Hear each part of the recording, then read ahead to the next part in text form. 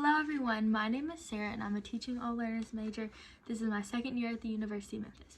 So after reading Ganot's quote, I had some words or phrases that personally stuck out to me. The first one was, he said, personal approach.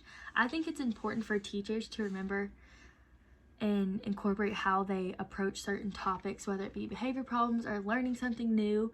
I think it's important to consider that because, for example, I work at a daycare with 2-year-olds, and a certain approach I use, if one of them's acting up or not listening, I'm not going to fight fire with fire because it just escalates the situation so much more than it already has to be. So instead of yelling at them or getting frustrated, I just remain calm, and it helps the situation so much better. Also, I think it's important to consider approach when you're teaching a new topic, because if you're excited about something and you approach it in a way that you're so excited, I think your kids are more excited to learn about it than if you're just like, hello class, today we're going to learn this, blah, blah, blah, blah. Okay, the next word that stuck out to me was, it said daily mood.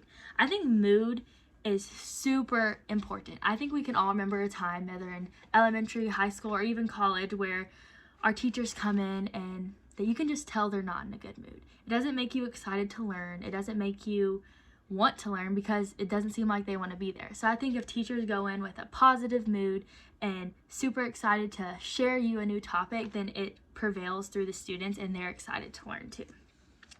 Another word that stood out to me was tremendous power. I think as teachers, we are supplying kids, if you're teaching elementary, with the fundamentals of their learning to succeed later in life. So that's a huge power to hold.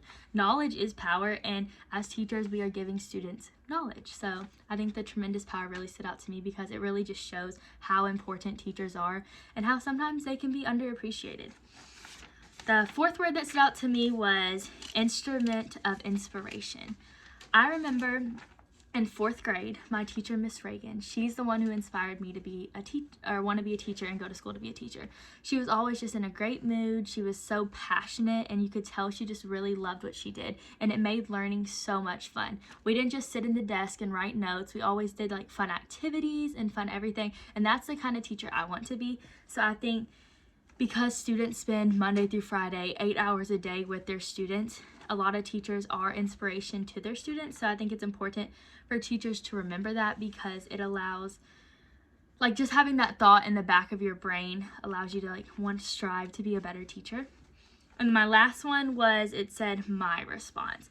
I think this is very important because it kind of goes along with my first word, which was personal approach. I think the way you respond to situations affect the outcome, of course. So say, for example, a student was having a behavior problem, or like acting out in class for attention, like a class clown.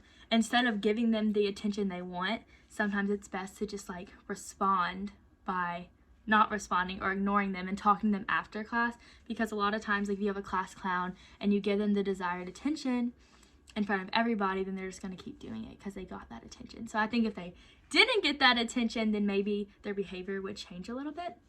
Also, I think that